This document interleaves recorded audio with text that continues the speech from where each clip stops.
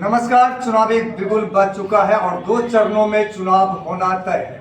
जैसा कि मैं आपको दिखा रहा हूं, बार बार दिखा रहा हूं चुनावी रण क्षेत्र में कि कहां का जनता क्या कह रही है और क्या कहना है जनता का, किस ओर होगा जनता का जो है मूड। और इस बार सदर विधानसभा 62 में कौन होंगे विधायक, इनके सर होगा ताज। इसी कड़ी को लेकर के आज फिर हम आ गए हैं विधानसभा 62 में। आज हमारे बीच में युवा हैं, युवतियां हैं और साथ में बुजुर्ग भी हैं। तो आइए इनसे जानते हैं कि सर क्या लगता है, चुनावी बिगुल बज चुका है और अब चुनाव बहुत कम समय बचा है, तो यहाँ पे कई प्रत्याशी हैं और 2 का टक्कर भी बताया जा रहा है। तो आपको क्या लगता है कि सर अब कौन बाजी मार सकते हैं? देखिए, ये पूरे देश का जो चुनाव है ना, वो नरेंद्र मोदी के ऊपर डिपेंड है।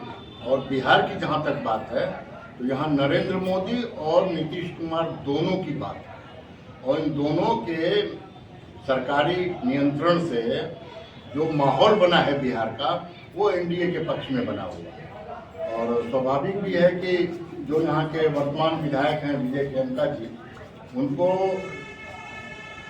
बहुत अनुभव है।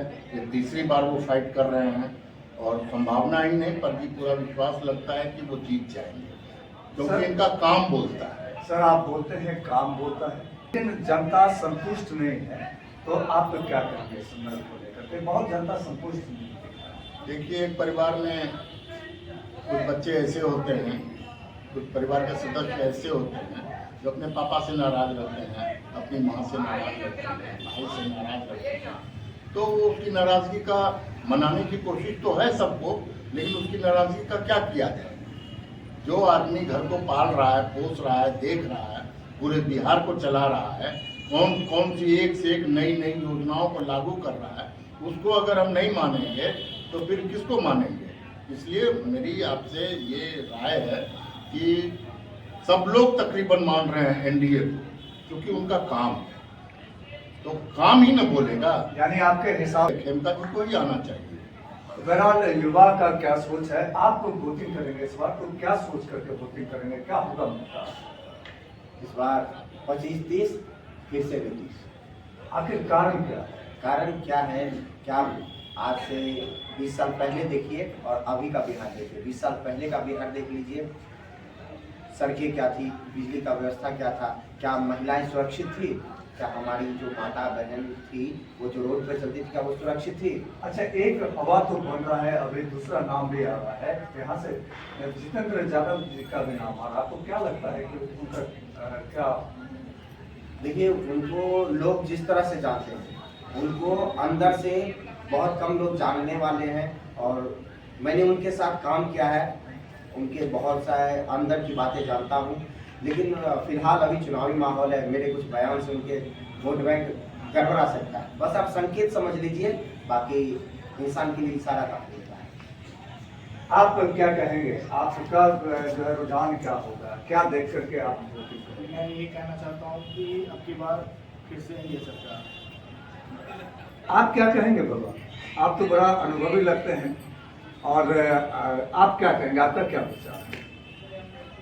विचार तो मेरा यही बनता है कि उनको लग रहा है कि देवतुल्य श्री नरेंद्र मोदी जी जो आए हैं जब से, उसकी इस बिहार की पावन धरती पर जब से उसका चरण पड़ा है, तो लगता है कि राम का वनवास समाप्त हो चुका है। समझ गए ना? अच्छा, मुद्दा कर राम और इधर रावण होगा, इसका मतलब जो है और विकास मुद्दा नहीं। जी, विकास है, उसी कड़ी में विकास छुपा हुआ है। हमको ये लग रहा है कि जब से नरेंद्र मोदी आए हैं, उससे पूर्व यहाँ तो विकास था ही, इसके पूरे विकास था ही नहीं। यानी जब से यहाँ तो जंगल राज था, मारकाट, लूट, हत्या, बलात्कार, अपहरण, यही तो था। समझ गए ना? यानी नरेंद्र मोदी को देखेंगे, ऊपर देखेंगे, चारों तरफ विकास किया है। यहाँ तक कि अभी 6 लेन 4 लेन हमारे यहाँ बना, जबकि एक बस जाता था तो उलट जाता था, ऐसा रास्ता था। समझ गए ना? जहाँ मिल रहा वहाँ अभी 1100 क्या मिल रहा है, हम बहुत संतुष्ट हैं। हम बच्चों से भी शादी नहीं थे, और इस समय उसी की मांग है और रफ्तार चल पड़ा है। ये रफ्तार विकास का रफ्तार हाँ, ये बढ़ गया। रुकेगा नहीं। अब देखिए जब बच्चा होता है, जब वो स्कूल जाता है, उसी दिन से उसका मतलब जब जन्म लेता है बच्चा, जब जन्म लिया तो हॉस्पिटल से ही पैसा देना शुरू होता है। विद्यालय गया तो वहाँ जूता मोजा, फ्री में कॉपी किताब, फ्री में भोजन, उसके बाद साल में पैसा मिल रहा है। ये सब सारी सुविधाएं हैं। और अभी फिलहाल 125 यूनिट बिजली और महिलाओं को जो सशक्त बनाने का जो काम किया है उन लोगों ने, ये तो बहुत बड़ा आधार बना दिया। अभी एक एक घर को एनडीए सजाने में लगा हुआ, तो 2 लाख रुपया जिस घर में आएगा भैया, तो बकरी रहेगा, गाय रहेगा, तो दूध खा करके मोटा जाएगा। अब जरूरत हो गया और जनता की सेवा के लिए ना, अब 3 बेटे बिहार में सबसे बड़ा रिश्वत अली, अब दूसरी सिफारिश खान है, तीसरी ताकत की आजमाइश उसकी निराली सौन।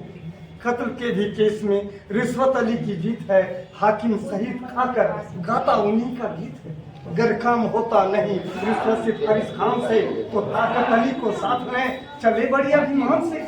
रिश्वत सिफारिश और ताकत ये तीनों का जगन्नाथ है, जिसके पास नहीं है तीनों उसका जगन्नाथ है। अब भाग्यशाली है वही एनडीए जिसकी कि रसवती रजत रश्मि छिटके, नवलाल सा झांकी नयन में, नीलोत्पल की पीत पंखड़ियों का परागना है तन मन जीवन में। आया चुनाव सुख सुषमा साज लिए, नरेंद्र मोदी बिहार में आ गया है फिर से एनडीए की सरकार। और अभी देखिए, पहले पूर्णिया में चलने के लिए सड़कें अच्छी नहीं थी, और अभी देखिए पूर्णिया हवा से बातें कर रही है।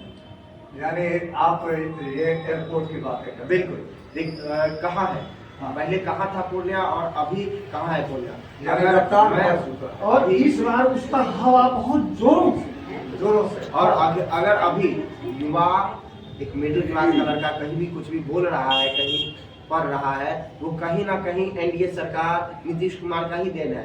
आमतौर पर आप जो देख लीजिए, कहीं भी देख लीजिए, नेता जो है चाहता है कि हमारा जो है जनता मूर्ख रहे, पढ़े लिखे नहीं, और हम जैसे कहें 200, 400, 500 मुर्गा दारू खिलाए, सारे बांटे, कपड़ा बांटे, हमको वोट दे। लेकिन नीतीश कुमार आते ही पहला काम किया है शिक्षा व्यवस्था को सुदृढ़ किया है। आप स्कूल में, आपके पेट में भोजन नहीं है, आप स्कूल कैसे जाएंगे? स्कूल में खाने का व्यवस्था करवाया, कपड़ा नहीं है स्कूल में कपड़ा दिया, पैसा नहीं है छात्रवृत्ति दिया, जाने के लिए दूर है साइकिल दिया। चलिए अब हवा मत बनाइए, बहुत बहुत धन्यवाद आपको। आप क्या कहेंगे? मैं यही कहना चाहता हूँ कि मोदी सरकार में जो काम हुआ है, मेरे सब सामान चलने लगे, कितने सारे पुल वगैरह बना दिए, चलने के लिए कुछ रास्ते वगैरह नहीं थे, कितने 4 लाइन 6 लाइन बना है, उसमें चलने के लिए काफ़ी ज़्यादा सुविधा है। यानी आपका भी रुझान वही है पुराने जगह पे। आपका क्या विचार है श्रीमान? फिर से नीतीश कुमार, आप क्या कहेंगे? आप तो बड़ा अनुभवी लगते हैं। जी, फिर से नीतीश कुमार फिर से नीतीश कुमार जी। यानी आपका भी वही विचार है। मेरा और भी माता बहनें हैं, आइए जानते हैं आप क्या कहेंगी? सर, हम इस बार यही करना चाहिए। हाँ।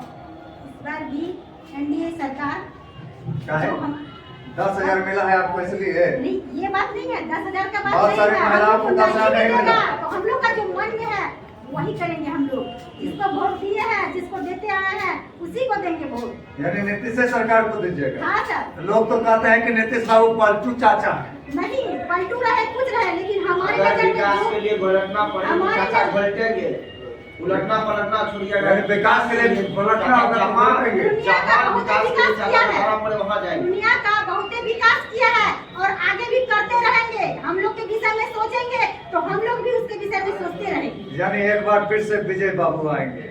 विजय बाबू की विजय आपने कर दी। जी जी जी तो बहरहाल आप क्या कहेंगे? आपको पैसा नहीं मिला है इसलिए? मिला है सर। हाँ, मिला है, हाँ। एकदम मिला है जीविका पैसा। से भी 5 साल से जुड़े हैं। जीविका से 5 साल से जुड़े हैं, हाँ। तो पैसा मिला है इसलिए नीतीश बाबू? जी, और कुछ मेरा है जो कि हमको पूर्ति नहीं हुआ है। हम चाहते हैं कि भीड़ इस बार आए तो हम खुश हो जाए। यानी आपके स्टूडेंट है सर, हाँ। और कुछ लेके मेरा छूट रहा है। क्या एग्जाम दिए यूपीएससी कर दिया? नहीं, एनएम किए थे। एनएम के लिए हाँ। देखिए, ये खुश नहीं है कि एएनएम का जो है इनको जो है नहीं हुआ है, फिर भी खुश नहीं रहते हुए भी ये कह रहे हैं कि है ना? हम कुछ और कहना जी, चाहेंगे बोलिए, सर। बोलिए, एकदम। हम कहना चाहेंगे कि इंदिरा आवास के लिए हम फॉर्म भरे, लेकिन अभी तक हमको इंदिरा आवास नहीं मिला, फिर भी हम वोट देना चाहते हैं। अच्छा, फिर भी वोट देंगे आप? फिर भी वोट देना चाहते हैं। वो हल्ला नहीं करते, वो डायरेक्ट काम करते हैं। डायरेक्ट काम करते हैं, ये कहना। इस बार बीजेपी की सरकार है, एनडीए ही है। तो बहरहाल किसके सर होगा ताज, कौन होंगे शहर के विधायक 2025 में? क्या विजय बाबू होंगे विजय, या फिर जितेंद्र बाबू मार जाएंगे बाजी? ये तो आने वाला वक्त ही बताएगा। फिलहाल आप बने रहे आइडियलाइज न्यूज के साथ। इसी के साथ मैं शशिकांत आप तमाम सूर्य दर्शक को प्रणाम करता हूँ, सलाम करता हूँ, सत श्री अकाल करता हूँ। जय हिंद, जय भारत।